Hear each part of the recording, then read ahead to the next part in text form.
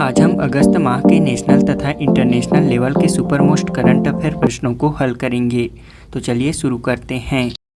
हमारा पहला प्रश्न है, हाल ही में दुनिया के सबसे ऊंचे रेलवे पुल चिनाब ब्रिज के गोल्डन जॉइंट का उद्घाटन किया गया। यह पुल किस राज्य अथवा केंद्र शासित प्रदेश में बनाया जा रहा है? इसका राइट आंसर है ऑप्शन डी, जम्मू कश्मीर में। बता दें कि हाल ही में चिनाब नदी पर दुनिया के सबसे ऊंचे रेलवे पुल चिनाब ब्रिज के गोल्डन जॉइंट का उद्घाटन किया गया।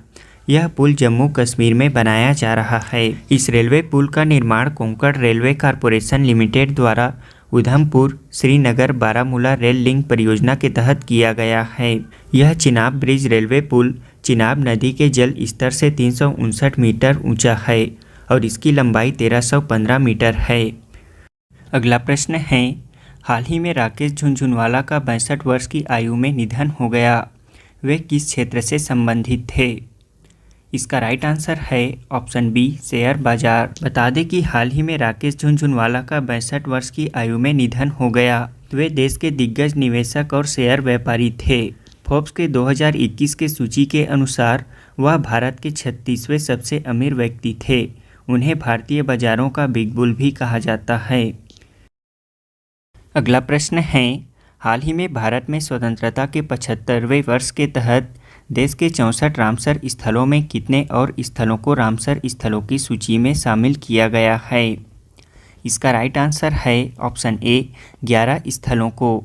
बता दें कि भारत में स्वतंत्रता के 75वें वर्ष में देश के 13,26,677 हेक्टेयर क्षेत्र को कवर करते हुए कुल 75 रामसर स्थल बनाने के लिए रामसर स्थलों की सूची में 11 और आर्द्र भूमि को शामिल किया गया है। इन नए 11 स्थलों में तमिलनाडु के 4, उड़ीसा के 3, जम्मू कश्मीर के 2 और मध्य प्रदेश महाराष्ट्र के एक रामसर स्थल शामिल किए गए हैं। इस वर्ष 2022 के दौरान ही कुल 28 स्थलों को रामसर स्थल घोषित किया गया है। रामसर प्रमाण पत्र में अंकित स्थल की तिथि के आधार पर इस वर्ष 2022 के लिए 19 स्थल और पिछले वर्ष 2021 के लिए 14 स्थल शामिल हैं। इसमें सर्वाधिक रामसर स्थल तमिलनाडु राज्य से हैं। अगला प्रश्न है, डाबर इंडिया लिमिटेड के नए अध्यक्ष कौन बने हैं? इसका राइट आंसर है ऑप्शन सी, मोहित बर्मन। मोहित बर्मन डाबर इंडिया लिमिटेड के नए अध्यक्ष नियुक्त किए गए हैं। उन्होंने अमित बर्मन का स्थान लिया है। बता दें कि डाबर इंडिया लिमिटेड की स्थापना सन 1884 में की गई थी। इसका मुख्यालय उत्तर प्रदेश के गाजियाबाद में स्थित है। यह एक भारतीय बहुराष्ट्रीय उपभोक्ता सामान कंपनी है। अगला प्रश्न है, भारत के 50वें मुख्य न्यायाधीश कौन बनेंगे? इसका राइट आंसर है ऑप्शन सी, धनंजय यशवंत चंद्रचूड़। नवंबर 2022 में धनंजय यशवंत चंद्रचूड़ भारत के 50वें मुख्य न्यायाधीश बनेंगे। वे 49वें मुख्य न्यायाधीश उदय उमेश ललित की जगह लेंगे। अगला प्रश्न है, भारत में सर्वप्रथम पानी के अंदर मेट्रो ट्रेन किस शहर में शुरू की जाएगी? इसका राइट आंसर है ऑप्शन बी, कोलकाता में। भारत में सर्वप्रथम पानी के अंदर मेट्रो ट्रेन की शुरुआत पश्चिम बंगाल के कोलकाता में की जाएगी। यह मेट्रो ट्रेन हुगली नदी के नीचे बनाई गई सुरंग से होकर निकलेगी। इस सुरंग की लंबाई 10.8 किलोमीटर है, जिसमें से 520 मीटर पानी के अंदर सुरंग का हिस्सा है। यह लाइन कुल 16.55 किलोमीटर की होगी। इसे जून 2023 तक पूरा कर लिया जाएगा। अगला प्रश्न है, अंकटाड द्वारा जारी रिपोर्ट के अनुसार वर्ष 2021 में डिजिटल मुद्रा स्वामित्व की वैश्विक अर्थव्यवस्थाओं में कौन सा देश प्रथम स्थान पर है? इसका राइट आंसर है ऑप्शन डी, यूक्रेन। बता दें कि संयुक्त राष्ट्र की व्यापार और विकास संस्था अंकटाड द्वारा जारी रिपोर्ट के अनुसार वर्ष 2021 में डिजिटल मुद्रा स्वामित्व की शीर्ष 20 अर्थव्यवस्थाओं में से 15 विकसित देशों की अर्थव्यवस्थाएं थीं। इस सूची में 12.7% के साथ यूक्रेन प्रथम स्थान पर रहा है। वहीं वर्ष 2021 में डिजिटल मुद्रा रखने के मामले में भारत 7.3% डिजिटल मुद्रा स्वामित्व के साथ 7वें स्थान पर है। इस रिपोर्ट में शीर्ष प्रथम देश हैं। प्रथम स्थान पर यूक्रेन, दूसरे स्थान पर रूस और तीसरे स्थान पर वेनेजुएला। अगला प्रश्न है, एशिया की सबसे पुराने फुटबॉल टूर्नामेंट डूरंड कप 2022 का आयोजन किन राज्यों के द्वारा संयुक्त रूप से किया जा रहा है? इसका राइट आंसर है ऑप्शन ए असम, मणिपुर और पश्चिम बंगाल द्वारा। बता दें कि इतिहास में पहली बार डूरंड कप कई राज्यों के शहरों द्वारा संयुक्त रूप से किया जा रहा है, जिसमें पश्चिम बंगाल, असम और मणिपुर शामिल हैं। डूरंड कप भारत में 3 प्रमुख फुटबॉल टूर्नामेंटों में से एक है। इसमें 2 अन्य टूर्नामेंट हैं, इंडियन सुपर लीग और सुपर कप। अगला प्रश्न है, Indian film festival of Melbourne 2022 में सर्वश्रेष्ठ अभिनेता का खिताब किसने जीता है? इसका राइट आंसर है ऑप्शन सी रणवीर सिंह ने। बता दें कि फिल्म 83 में भारतीय क्रिकेट टीम के कप्तान कपिल देव की भूमिका निभाने वाले बॉलीवुड अभिनेता रणवीर सिंह को प्रतिष्ठित Indian film festival of Melbourne 2022 में best actor of the year का पुरस्कार मिला है। वहीं फिल्म जलसा की अभिनेत्री शिफाली शाह ने best actress of the year का पुरस्कार जीता है। Indian film festival of Melbourne में लाइफ टाइम अचीवमेंट का अवार्ड कपिल देव को, सर्वश्रेष्ठ अभिनेता रणवीर सिंह को, सर्वश्रेष्ठ अभिनेत्री शिफाली शाह को, सर्वश्रेष्ठ निर्देशक सुजीत सरकार को सरकार उधम के लिए और महिला में अपर्णा सेन को द रेपिस्ट के लिए, और वहीं सर्वश्रेष्ठ फिल्म का पुरस्कार 83 को दिया गया है। इसके निर्देशक कबीर खान हैं। अगला प्रश्न है, हाल ही में इप्सोस इंडिया द्वारा जारी किए गए रिपोर्ट के अनुसार भारत के सबसे भरोसेमंद संस्थानों की सूची में कौन सा संस्थान प्रथम स्थान पर है? इसका राइट आंसर है ऑप्शन ए भारतीय रक्षा बल। बता दें कि इप्सोस इंडिया द्वारा जारी किए गए रिपोर्ट के अनुसार भारतीय रक्षा बल लगभग 66% के साथ नागरिकों के भरोसेमंद के साथ भारत के सबसे भरोसेमंद संस्थान हैं। यह सर्वेक्षण रिपोर्ट इप्सोस इंडिया द्वारा एक संचरित प्रश्नावली का उपयोग करके तैयार किया गया था, जिसके जरिए महिलाओं सहित 2950 वयस्कों की राय ली गई थी। वहीं भारतीय रक्षा बल के बाद अन्य संस्थानों में सुप्रीम कोर्ट चौथे, केंद्रीय जांच ब्यूरो 5वें, भारतीय संसद 7वें और मीडिया 8वें स्थान पर तथा भारत का चुनाव आयोग 9वें स्थान पर रहा है। जबकि शीर्ष प्रथम स्थान पर भारतीय रक्षा बल, दूसरे स्थान पर भारतीय रिजर्व बैंक और तीसरे स्थान पर प्रधानमंत्री नरेंद्र मोदी हैं। अगला प्रश्न है, हाल ही में ब्रिटेन के किस पहले भारतीय सांसद और भारतीय स्वतंत्रता सेनानी के लंदन में बने घर को ब्लू प्लेग सम्मान दिया गया है? इसका राइट आंसर है ऑप्शन ए दादा भाई नौरोजी। ब्रिटेन में दादा भाई नौरोजी पहले भारतीय सांसद और भारतीय स्वतंत्रता संग्राम सेनानी हैं, जिनके लंदन में बने घर को ब्लू प्लेग सम्मान दिया गया है। बता दें कि दादा भाई नौरोजी सन 1892 से 1895 के दौरान लिबरल पार्टी के सदस्य के तौर पर ब्रिटिश संसद के सदस्य रहे थे। इसके साथ ही यह पहले एशियाई थे जो ब्रिटिश संसद के मेंबर बने। वहीं ब्लू प्लेग सम्मान या स्मारक पट्टियां उन ऐतिहासिक इमारतों पर लगाई जाती है जहां महान शख्सियतें या संगठन रहा करते थे। अगला प्रश्न है, स्वच्छ और हरित ऊर्जा को बढ़ावा देने के लिए एशिया के सबसे बड़े संपीड़ित बायोगैस संयंत्र कहाँ प्रारंभ किया गया है? इसका राइट आंसर है ऑप्शन सी पंजाब में। बता दें कि पंजाब राज्य के संगरूर में एशिया के सबसे बड़े संपीड़ित बायोगैस संयंत्र का उद्घाटन विकास, स्वच्छ और हरित ऊर्जा की दिशा में केंद्र सरकार के प्रयास से हुआ है। इस संयंत्र की कुल क्षमता 33.23 टन सीपीजी प्रतिदिन है। इस संयंत्र को 2 प्रमुख लक्ष्यों के साथ पंजाब में विकसित किया गया है। पहला, धान की पराली और पराली जलाने से होने वाले वायु प्रदूषण पर अंकुश लगाना और दूसरा, ग्रामीण अर्थव्यवस्था को मजबूत बनाना है। अगला प्रश्न है, अंतर्राष्ट्रीय पुरुष hockey tournament Sultan Azlan Shah cup 2022 कहाँ आयोजित किया जाएगा?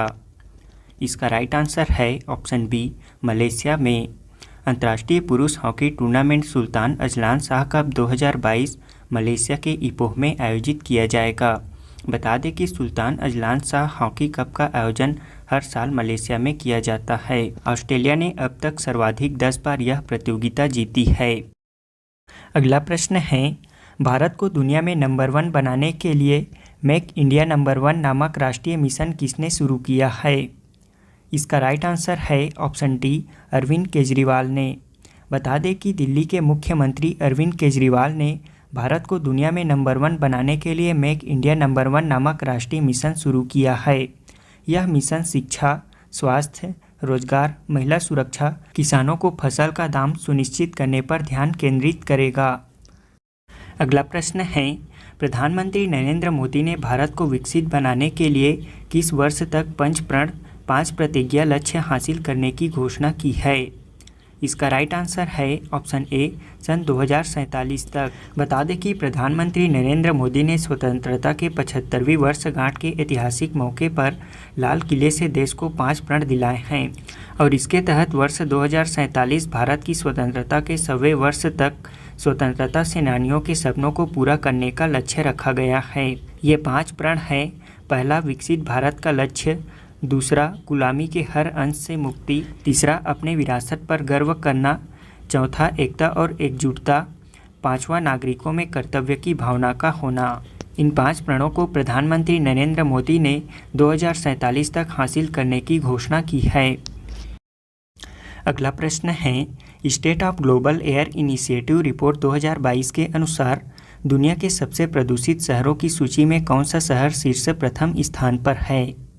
इसका राइट आंसर है ऑप्शन सी, नई दिल्ली। बता दें कि हेल्थ इफेक्ट इंस्टीट्यूट द्वारा जारी state of global air initiative report 2022 के अनुसार दुनिया के सबसे प्रदूषित शहरों की सूची में नई दिल्ली शीर्ष स्थान पर है।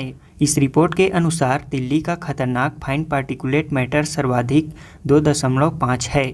वहीं दिल्ली का औसत वार्षिक एक्सपोजर 110 माइक्रोग्राम प्रति घन मीटर बताया गया है। यह रिपोर्ट दुनिया भर के लगभग 7,200 शहरों में 2010 से 2019 तक की अवधि के बीच प्रदूषण स्रोतों के विश्लेषण पर आधारित है, जो कि शहरों के प्रदूषण के जोखिम और लोगों पर इससे जुड़े स्वास्थ्य प्रभावों को दर्शाती है। इस रिपोर्ट के अनुसार शीर्ष 3 शहर हैं। प्रथम स्थान पर दिल्ली, दूसरे स्थान पर कोलकाता और तीसरे स्थान पर नाइजीरिया का कानो शहर। अगला प्रश्न है, हाल ही में दवाई की सप्लाई के लिए पहली बार आसमान से दवा नामक ड्रोन सेवा किस राज्य ने शुरू की है? इसका राइट आंसर है ऑप्शन सी, अरुणाचल प्रदेश ने। अरुणाचल प्रदेश ने दवाई की सप्लाई के लिए पहली बार आसमान से दवा नामक ड्रोन सेवा प्रारंभ की है।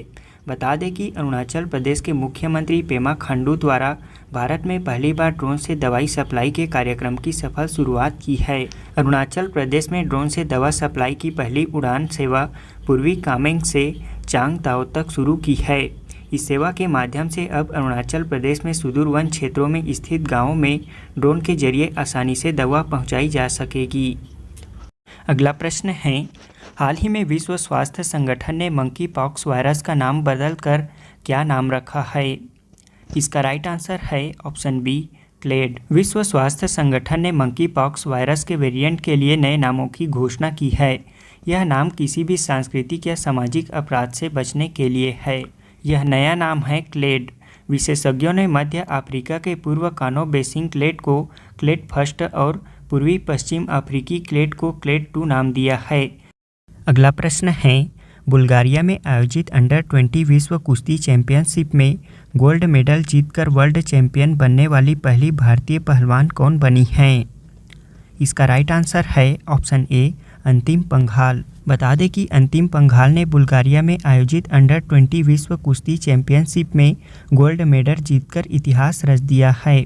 वे वर्ल्ड चैंपियनशिप बनने वाली पहली भारतीय पहलवान बन गई हैं। अंतिम पंघाल हरियाणा की रहने वाली हैं।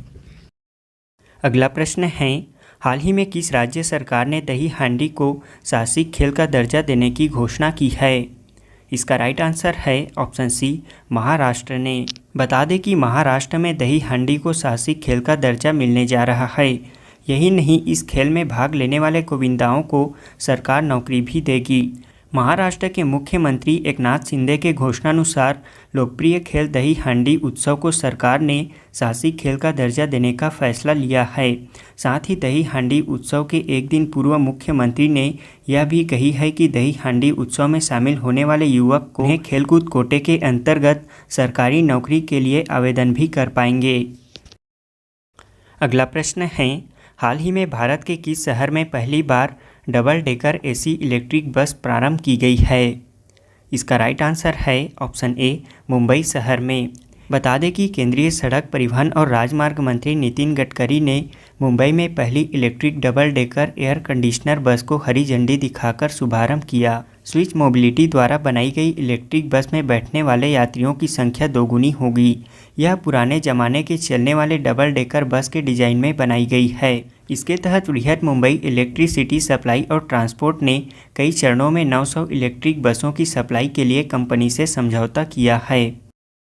अगला प्रश्न है, हाल ही में भारत सरकार की हिंदुस्तान एरोनॉटिक्स लिमिटेड ने किस देश के साथ एक कार्यालय स्थापित करने के लिए समझौता किया है? इसका राइट आंसर है ऑप्शन डी, मलेशिया ने। बता दें, भारत सरकार के हिंदुस्तान एरोनॉटिक्स लिमिटेड ने कुआलालंपुर मलेशिया में एक कार्यालय स्थापित करने के लिए समझौता किया है। इसके तहत मलेशिया में कार्यालय खोलने से हिंदुस्तान एरोनॉटिक्स लिमिटेड को फाइटर लीड इन ट्रेनर और सुपर 30 MKM जैसे रॉयल मलेशियाई वायुसेना की अन्य आवश्यकताओं के लिए नए व्यावसायिक अवसरों का उपयोग करने में मदद मिलेगी। अगला प्रश्न है, यूरोप में आयोजित union of European football association महिला चैंपियनशिप लीग 2022 में खेलने वाली भारत की पहली फुटबॉल खिलाड़ी कौन बनी हैं? इसका राइट आंसर है ऑप्शन बी, मनीषा कल्याण। बता दें कि भारत की 20 वर्षीय महिला फुटबॉल खिलाड़ी मनीषा कल्याण ने इतिहास रच दिया है।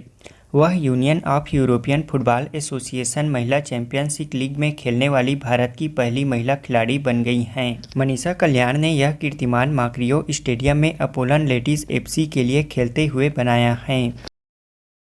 अगला प्रश्न है, 65वां राष्ट्रमंडल संसदीय सम्मेलन 2022 का आयोजन कहाँ किया जाएगा? इसका राइट आंसर है ऑप्शन डी, हैलिफैक्स कनाडा में।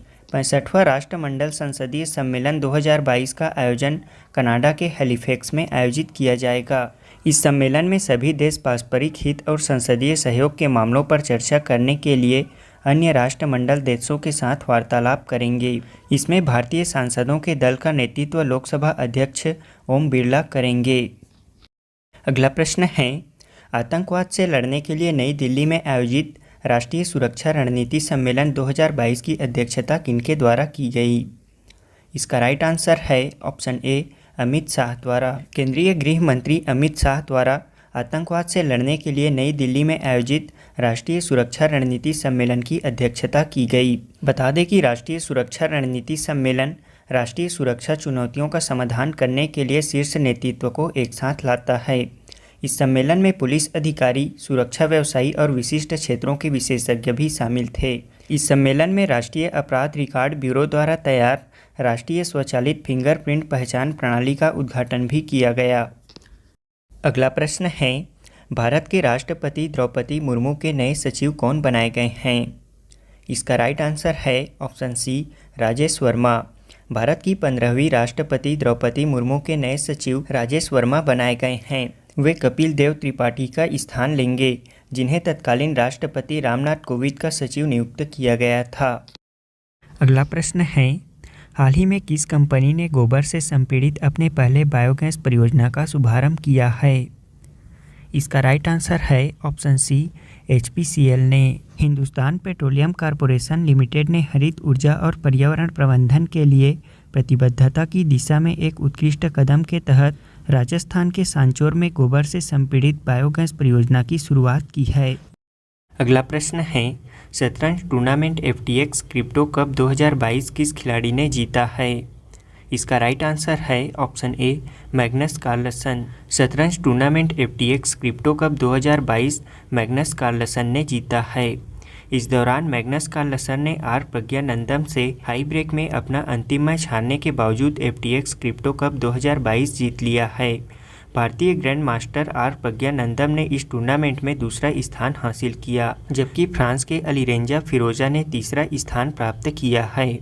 अगला प्रश्न है, अंडर 20 जूनियर विश्व कप कुश्ती चैंपियनशिप 2022 की पदक तालिका में कौन सा देश शीर्ष स्थान पर रहा है? इसका राइट आंसर है ऑप्शन डी, जापान। जापान ने इस प्रतियोगिता में कुल 15 पदक जीते हैं, जिसमें 9 स्वर्ण पदक, 1 रजत पदक और 5 कांस्य पदक शामिल हैं, और इस तरह जापान शीर्ष प्रथम स्थान पर रहा। वहीं भारत की बात करें तो भारत इस प्रतियोगिता में 16 पदकों के साथ 5वें स्थान पर रहा, जिसमें भारत ने 1 स्वर्ण पदक, 4 रजत पदक और 11 कांस्य पदक जीते हैं। इस पदक तालिका के शीर्ष प्रथम स्थान पर जापान, दूसरे स्थान पर ईरान और तीसरे स्थान पर अजरबैजान रहा। अगला प्रश्न है, अमेरिका जैसे देशों के तर्ज पर देश के किस राज्य में पहली एजुकेशन टाउनशिप विकसित की जाएगी? इसका राइट आंसर है ऑप्शन बी, उत्तर प्रदेश में। अमेरिका जैसे देशों की तर्ज पर उत्तर प्रदेश में देश की पहली एजुकेशन टाउनशिप विकसित की जाएगी। एजुकेशन टाउनशिप का मतलब एक ही जगह पर सभी प्रकार की शिक्षा व कौशल विकास का प्रशिक्षण आसानी से उपलब्ध होना है। हाल ही में उत्तर प्रदेश के मुख्यमंत्री योगी आदित्यनाथ ने प्रदेश में ऐसी 5 टाउनशिप विकसित करने के निर्देश दिए हैं। यह एजुकेशन टाउनशिप सरकारी और निजी दोनों क्षेत्रों के लिए खुला रहेगा। इस एजुकेशन टाउनशिप में देश और दुनिया के प्रतिष्ठित सरकारी और निजी विश्वविद्यालय अपना कैंपस खोल सकेंगे। अगला प्रश्न है, डीआरडीओ के नए अध्यक्ष कौन नियुक्त किए गए हैं? इसका राइट आंसर है option B, Sameer V Kamath. देश के प्रतिष्ठित वैज्ञानिक समीर वी कामत को रक्षा अनुसंधान और विकास विभाग का सचिव तथा रक्षा अनुसंधान एवं विकास संगठन डीआरडीओ का अध्यक्ष नियुक्त किया गया है। कामत वर्तमान में डीआरडीओ के नेवल सिस्टम एंड मटेरियल्स प्रभाग के महानिदेशक हैं और वह जी सतीश रेड्डी का स्थान लेंगे, जिन्हें रक्षा मंत्री का वैज्ञानिक सलाहकार नियुक्त किया गया है। कामत 60 वर्ष की आयु पूर्ण करने या अगले आदेश तक पद पर बने रहेंगे। बता दें कि डीआरडीओ की स्थापना 1958 में हुई थी।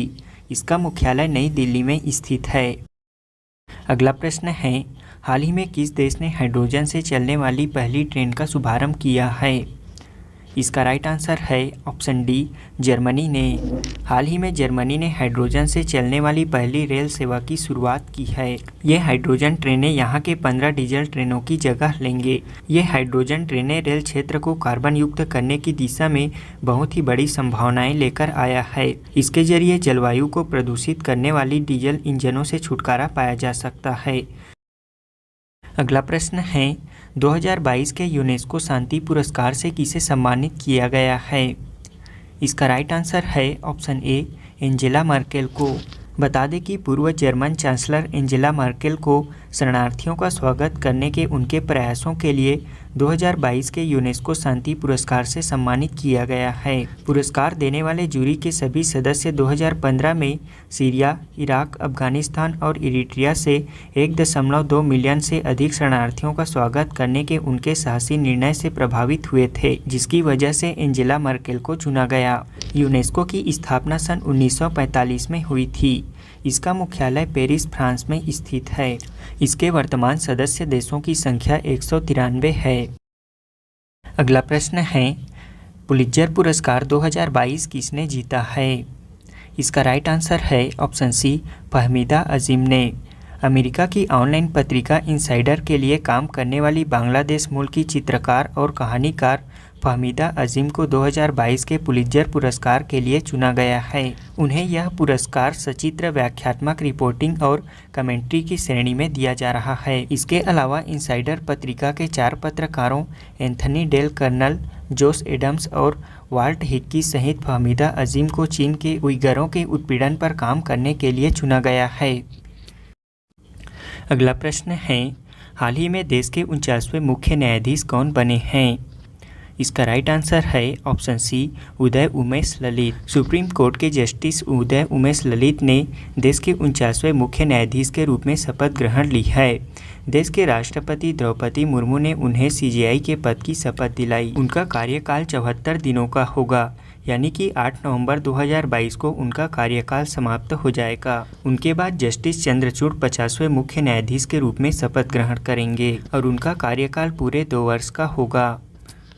अगला प्रश्न है, प्रतिष्ठित fellow of the American academy of neurology पुरस्कार 2022 के लिए किस भारतीय चिकित्सक को चुना गया है?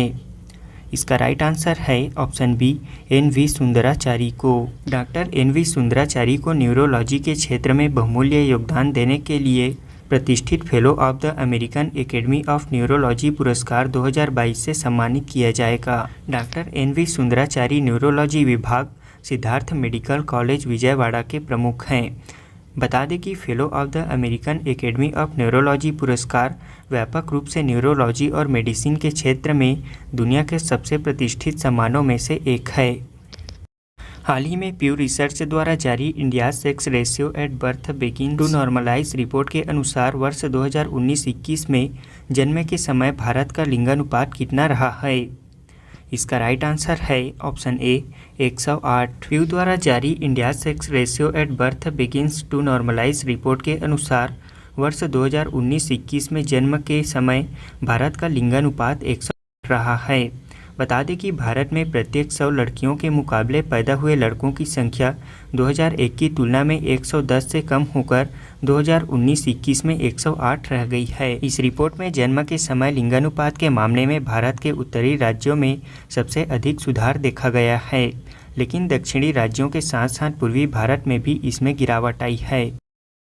अगला प्रश्न है, राजीव गांधी ग्रामीण ओलंपिक खेल 2022 का आयोजन कहाँ किया जाएगा?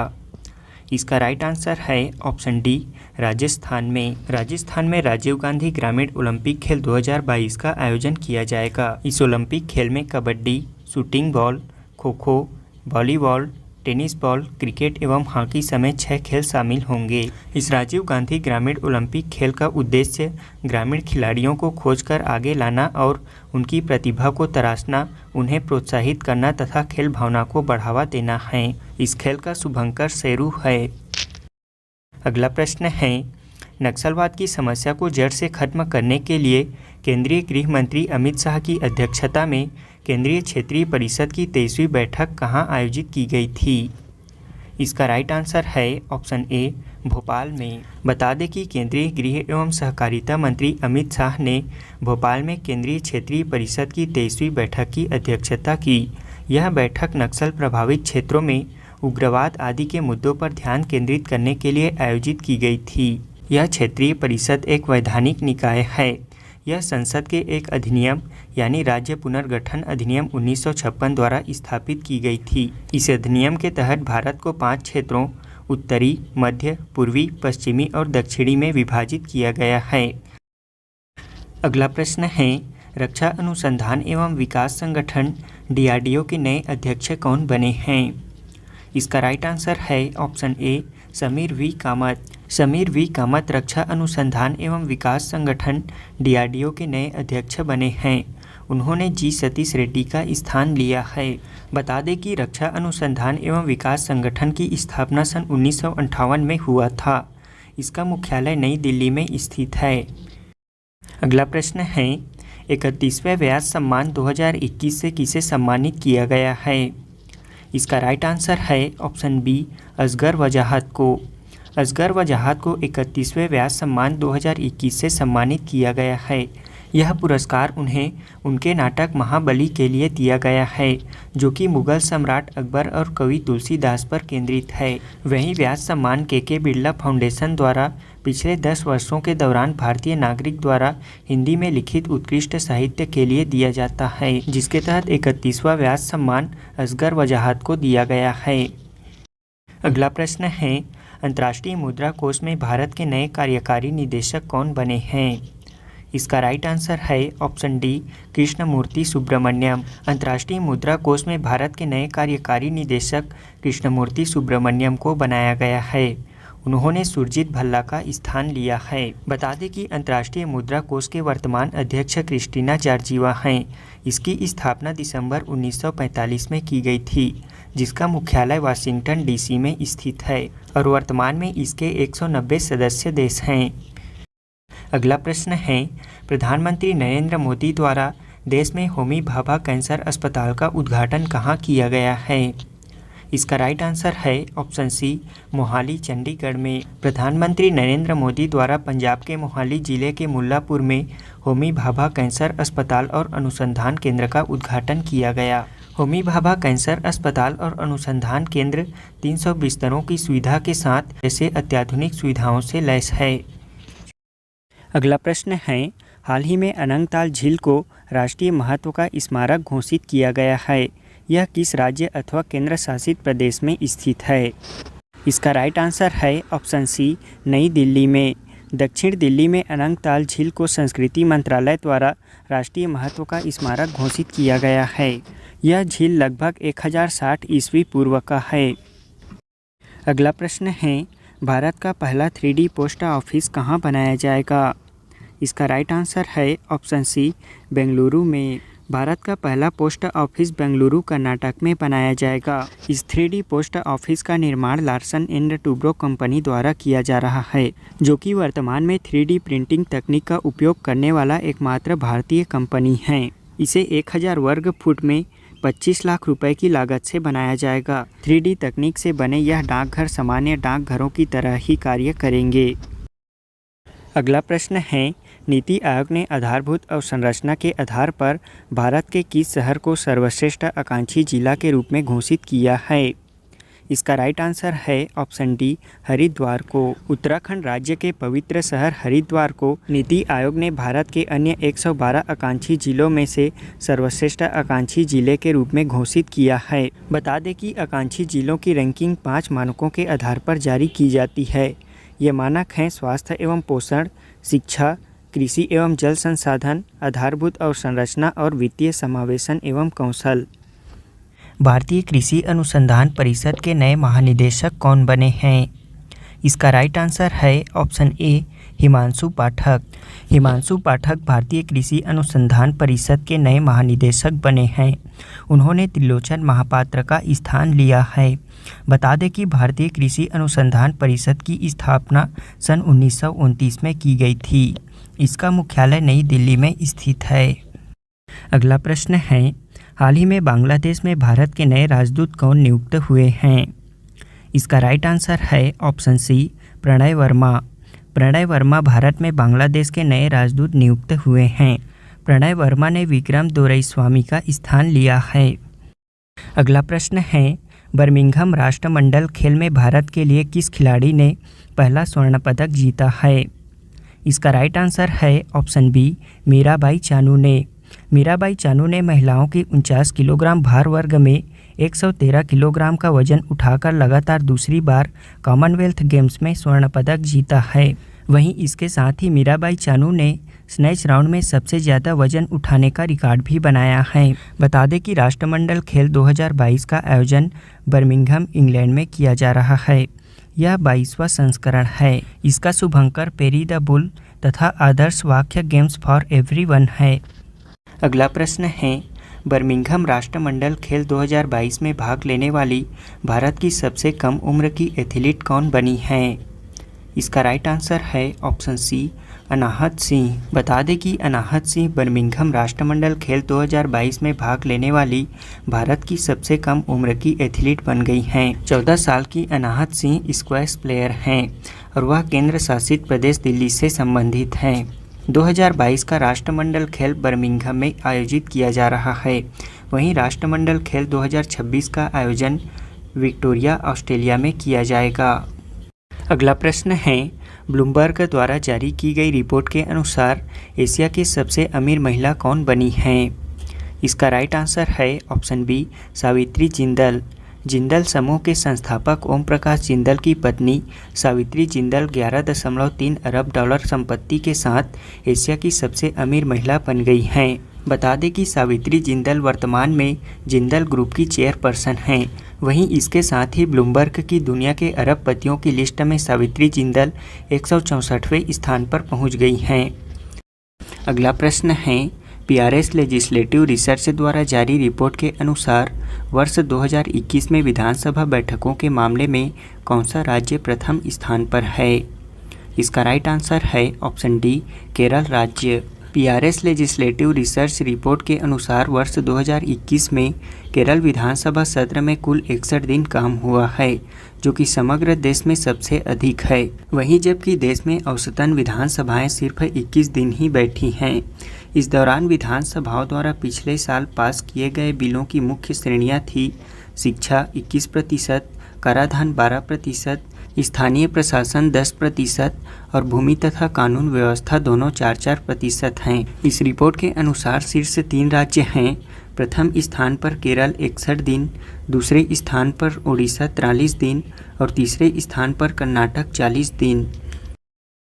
अगला प्रश्न है, भारत के 14वें क्रम के नए उपराष्ट्रपति कौन होंगे? इसका राइट आंसर है ऑप्शन ए, Jagdeep Dhankhar.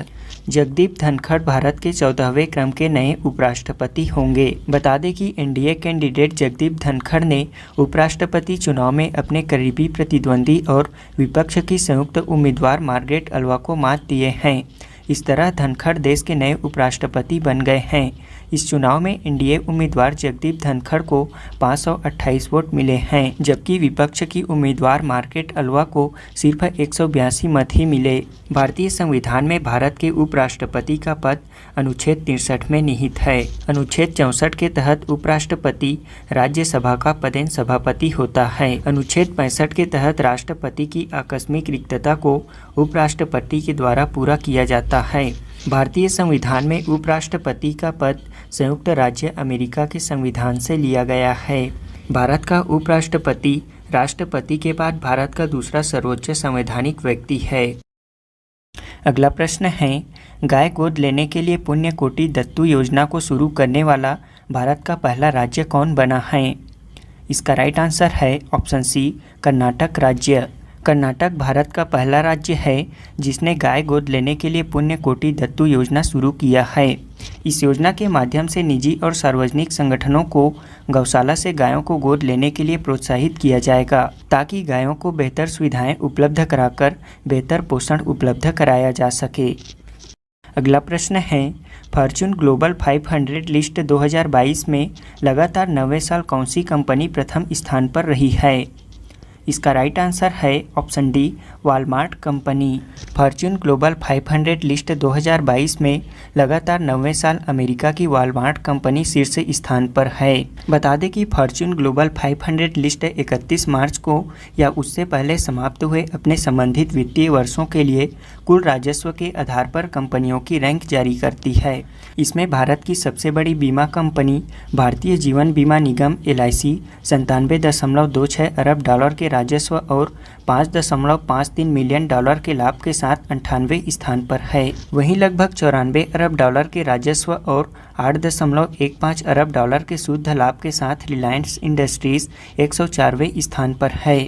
Fortune global 500 list 2022 की सूची में शीर्ष प्रथम स्थान पर वॉलमार्ट, दूसरे स्थान पर अमेजन और तीसरे स्थान पर state grid corporation of China हैं।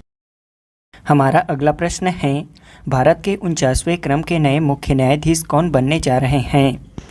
इसका राइट आंसर है ऑप्शन बी, उदय उमेश ललित। बता दें कि उदय उमेश ललित भारत के 49वें मुख्य न्यायाधीश होंगे। वे वर्तमान 48वें मुख्य न्यायाधीश NV रमना का स्थान लेंगे। उदय उमेश ललित 2 महीने 2 हफ्ते यानी कि कुल 75 दिन तक भारत के मुख्य न्यायाधीश बने रहेंगे। इसके बाद जस्टिस DY चंद्रचूड़ भारत के 50वें मुख्य न्यायाधीश के रूप में शपथ लेंगे, यानी कि उदय उमेश ललित के 75 दिनों के कार्यकाल के बाद भारत के 50वें मुख्य न्यायाधीश जस्टिस DY चंद्रचूड़ बनेंगे। अगला प्रश्न है, कॉमनवेल्थ गेम्स 2022 में भारत के किस खिलाड़ी ने इतिहास में पहली बार ऊंची कूद में कांस्य पदक जीता है? इसका राइट आंसर है ऑप्शन ए, तेजस्विन शंकर ने। बता दें कि कॉमनवेल्थ गेम्स 2022 में पुरुषों के हाई जंप इवेंट के फाइनल में भारत के हाई जंपर तेजस्वी शंकर ने 2.22 मीटर के जंप के साथ कांस्य पदक जीता है। यह भारत के इतिहास में पहली बार है जब ऊंची कूद में कांस्य पदक जीता गया है। अगला प्रश्न है, महेंद्र सिंह धोनी की जीवनी पर लिखी गई पुस्तक do not defend the untold Dhoni किनके द्वारा लिखी गई है? इसका राइट आंसर है ऑप्शन बी, जॉय भट्टाचार्य और अमित सिन्हा के द्वारा। जॉय भट्टाचार्य और अमित सिन्हा के द्वारा मशहूर भारतीय क्रिकेटर महेंद्र सिंह धोनी की जीवनी पर do defend the untold Dhoni नामक पुस्तक लिखी गई है। अगला प्रश्न है, भारत के नए केंद्रीय सतर्कता आयुक्त कौन बने हैं? इसका राइट आंसर है option B, Suresh N Patel. Bharat के नए केंद्रीय सतर्कता आयुक्त सुरेश N पटेल बने हैं। बता दें कि सुरेश N पटेल संजय कोठारी का स्थान लिया है और इस पद पर इनकी नियुक्ति राष्ट्रपति द्रौपदी मुर्मू के द्वारा की गई है। केंद्रीय सतर्कता आयोग भारत सरकार के विभिन्न विभागों के अधिकारियों और कर्मचारियों से संबंधित भ्रष्टाचार नियंत्रण की सर्वोच्च संस्था है। इसकी स्थापना 1964 में की गई थी, जबकि इसका मुख्यालय नई दिल्ली में स्थित है। अगला प्रश्न है, ऑयल इंडिया लिमिटेड के नए अध्यक्ष और प्रबंध निदेशक कौन बने हैं? इसका राइट आंसर है ऑप्शन डी रंजीत रथ। रंजीत रथ देश की दूसरी सबसे बड़ी सरकारी तेल कंपनी ऑयल इंडिया लिमिटेड के नए अध्यक्ष और प्रबंध निदेशक बने हैं। उन्होंने सुशील चंद्र मिश्रा का स्थान लिया है। बता दें कि ऑयल इंडिया लिमिटेड की स्थापना सन 1959 में की गई थी। इसका मुख्यालय उत्तर प्रदेश के नोएडा में स्थित है। अगला प्रश्न है, फ्रांस सरकार द्वारा किस भारतीय नागरिक को knight of the order of the merit chevalier award से सम्मानित किया है? इसका राइट आंसर है ऑप्शन ए कन्नसुंदरम को। बता दें कि कन्नसुंदरम को फ्रांस सरकार द्वारा knight of the order of the merit chevalier award 2022 से सम्मानित किया गया है। कन्नसुंदरम कलाचूर तमिलनाडु स्थित एक प्रकाशन संस्थान के प्रकाशक हैं। उन्हें यह पुरस्कार भारत और फ्रांस के बीच प्रकाशन सहयोग में उनके योगदान के लिए प्रदान किया गया है। सेविलियर अवार्ड फ्रांस गणराज्य के राष्ट्रपति द्वारा प्रदान किया जाने वाला एक French order of the merit पुरस्कार है। अगला प्रश्न है, वर्ल्ड अंडर 20 एथलेटिक्स चैंपियनशिप 2022 में 2 पदक जीतने वाली पहली भारतीय एथलीट कौन बनी हैं? इसका राइट आंसर है ऑप्शन बी रूपल चौधरी। उन्होंने महिलाओं की 400 मीटर दौड़ में कांस्य पदक और 400 मीटर रिले में रजत पदक जीता है। यह चैंपियनशिप कोलंबिया के कैली में आयोजित किया गया था। अगला प्रश्न है, वैज्ञानिक और औद्योगिक अनुसंधान परिषद CSIR की पहली महिला महानिदेशक कौन बनी हैं? इसका राइट आंसर है ऑप्शन सी नल्लाथम्बी कलाई सेल्वी। बता दें कि नल्लाथम्बी कलाई सेल्वी वैज्ञानिक और औद्योगिक अनुसंधान परिषद CSIR की पहली महिला महानिदेशक बनी हैं। उन्होंने शेखर मंडे का स्थान लिया है। Council of scientific and industrial research CSIR की स्थापना सन 1942 में की गई थी। इसका मुख्यालय नई दिल्ली में स्थित है। अगला प्रश्न है, भारत और किस देश के मध्य वज्र प्रहार 2022 के 13वें संस्करण का आयोजन किया जा रहा है? इसका राइट आंसर है ऑप्शन डी अमेरिका। भारत और अमेरिका के मध्य वज्र प्रहार 2022 के 13वें संस्करण का आयोजन किया जा रहा है। इसकी शुरुआत 8 अगस्त 2022 से हिमाचल प्रदेश के बकलोह में स्थित स्पेशल फोर्सेस ट्रेनिंग स्कूल में हुई है। इसमें भारतीय सैन्य दल में पैरा स्पेशल फोर्स के कमांडो शामिल हैं। इस संयुक्त अभ्यास का मुख्य उद्देश्य संयुक्त मिशन योजना और परिचालन रणनीति जैसे क्षेत्रों में सर्वोत्तम प्रथाओं और अनुभवों को साझा करना है। अगला प्रश्न है, मिस इंडिया USA 2022 का खिताब किसने जीता है? इसका राइट आंसर है ऑप्शन बी आर्या वाल्वेकर ने। वर्जीनिया में रहने वाली भारतीय मूल की आर्या वाल्वेकर ने मिस इंडिया USA 2022 का खिताब जीता है। आर्या वाल्वेकर को यह खिताब न्यू जर्सी में आयोजित वार्षिक ब्यूटी कॉन्टेस्ट में प्रदान किया गया। इस कॉन्टेस्ट में उपविजेता सौम्या शर्मा रहीं। वहीं इस कॉन्टेस्ट में मिस इंडिया USA का खिताब अक्षी जैन को तथा मिस टीन इंडिया USA का खिताब तन्वी ग्रोवर को दिया गया। अगला प्रश्न है, बर्मिंघम राष्ट्रमंडल खेल 2022 की पदक तालिका में कौन सा देश शीर्ष स्थान पर है? इसका राइट आंसर है ऑप्शन ए ऑस्ट्रेलिया। बर्मिंघम राष्ट्रमंडल खेल 2022 की पदक तालिका में ऑस्ट्रेलिया शीर्ष प्रथम स्थान पर है। इसमें ऑस्ट्रेलिया ने कुल 178 पदक जीते हैं, जिनमें से 67 स्वर्ण पदक, 57 रजत पदक और 54 कांस्य पदक शामिल हैं। इस प्रतियोगिता में भारत 61 पदकों के साथ चौथे स्थान पर है, जिसमें भारत ने कुल 22 स्वर्ण पदक, 16 रजत पदक और 23 कांस्य पदक जीते हैं। राष्ट्रमंडल खेल 2022 में शीर्ष प्रथम स्थान पर 178 पदकों के साथ ऑस्ट्रेलिया, दूसरे स्थान पर 176 पदकों के साथ इंग्लैंड और 92 पदकों के साथ तीसरे स्थान पर कनाडा हैं। डिफेंस एक्सपो 2022 का 12वां संस्करण कहाँ आयोजित किया जाएगा? इसका राइट आंसर है ऑप्शन बी गांधीनगर में। डिफेंस एक्सपो 2022 का 12वां संस्करण 18 से 22 अक्टूबर तक गुजरात के गांधीनगर में आयोजित किया जाएगा। इसमें सशस्त्र बलों, रक्षा, सार्वजनिक क्षेत्र की इकाइयों और उद्योग द्वारा उपकरणों और कौशल श्रृंखला का सीधा प्रदर्शन साबरमती रिवर फ्रंट पर 5 दिन किया जाएगा। अगला प्रश्न है, अखिल भारतीय फुटबॉल महासंघ के सर्वश्रेष्ठ फुटबॉलर ऑफ द ईयर 2021-22 का पुरस्कार किन खिलाड़ियों ने जीता है? इसका राइट आंसर है ऑप्शन ए मनीषा कल्याण और सुनील छेत्री ने। बता दें कि भारत के राष्ट्रीय फुटबॉल टीम के कप्तान सुनील छेत्री ने अखिल भारतीय फुटबॉल महासंघ के सर्वश्रेष्ठ पुरुष फुटबॉलर ईयर 2021-22 का पुरस्कार जीता है। सुनील छेत्री को 7वीं बार यह पुरस्कार दिया गया है। वहीं महिला वर्ग में पंजाब की मनीषा कल्याण ने अखिल भारतीय फुटबॉल महासंघ सर्वश्रेष्ठ महिला फुटबॉलर ऑफ द ईयर 2021-22 का पुरस्कार जीता है। अगला, अंतर्राष्ट्रीय शतरंज महासंघ द्वारा शतरंज ओलंपियाड 2026 का आयोजन किस देश में किया जाएगा? इसका राइट आंसर है ऑप्शन बी उज्बेकिस्तान में। अंतर्राष्ट्रीय शतरंज महासंघ फिडे द्वारा शतरंज ओलंपियाड 2026 का आयोजन उज्बेकिस्तान में किया जाएगा। शतरंज ओलंपियाड एक द्विवार्षिक शतरंज टूर्नामेंट है। इसमें दुनिया भर से देशों का प्रतिनिधित्व करने वाली टीमें प्रतिस्पर्धा करती हैं। अगला प्रश्न है, भिक्षावृत्ति में लगे लोगों की मदद के लिए किस केंद्रीय मंत्रालय द्वारा स्माइल 75 पहल शुरू की है? इसका राइट आंसर है ऑप्शन सी केंद्रीय सामाजिक न्याय एवं अधिकारिता मंत्रालय द्वारा। स्माइल यानी कि support for marginalised individual for livelihood and enterprise, इसे केंद्रीय सामाजिक न्याय एवं अधिकारिता मंत्रालय ने स्माइल 75 पहल नई दिल्ली में शुभारंभ किया। इसका उद्देश्य गैर सरकारी संगठनों व अन्य हितधारकों के सहयोग से 75 नगर निगमों की पहचान कर भीख मांगने में लगे लोगों के लिए 2025-26 तक कुल 100 करोड़ रुपए आवंटित किए जाएंगे। वर्तमान में केंद्रीय सामाजिक न्याय एवं अधिकारिता मंत्री डॉक्टर वीरेंद्र कुमार हैं। अगला प्रश्न है, पहली खेलो इंडिया महिला हॉकी लीग अंडर 16 कहाँ आयोजित की जाएगी? इसका राइट आंसर है ऑप्शन ए नई दिल्ली में। पहली खेलो इंडिया महिला हॉकी लीग अंडर 16 इस महीने 16 से 23 अगस्त के बीच नई दिल्ली के मेजर ध्यानचंद स्टेडियम में आयोजित की जाएगी।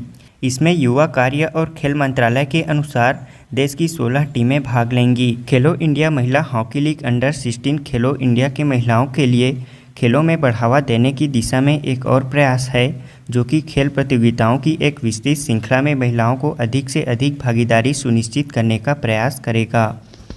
अगला प्रश्न है, किस राज्य ने अनाथ बच्चों को आर्थिक सहायता देने के लिए मुख्यमंत्री बाल आशीर्वाद योजना प्रारंभ किया है? इसका राइट आंसर है ऑप्शन ए मध्य प्रदेश ने। हाल ही में मध्य प्रदेश के मुख्यमंत्री शिवराज सिंह चौहान ने अनाथ बच्चों को आर्थिक सहायता प्रदान करने के लिए मुख्यमंत्री बाल आशीर्वाद योजना प्रारंभ किया है। इस योजना के अंतर्गत मध्य प्रदेश सरकार 18 साल की उम्र में बाल संस्थाओं में छोड़ने वाले अनाथ बच्चों को आर्थिक सहायता प्रदान करेगी। साथ ही इन बच्चों को जेईई, नेट, पॉलिटेक्निक, ITI की पढ़ाई करने तक आर्थिक सहायता के रूप में 5 से 8 हज़ार रुपये उपलब्ध कराएगी।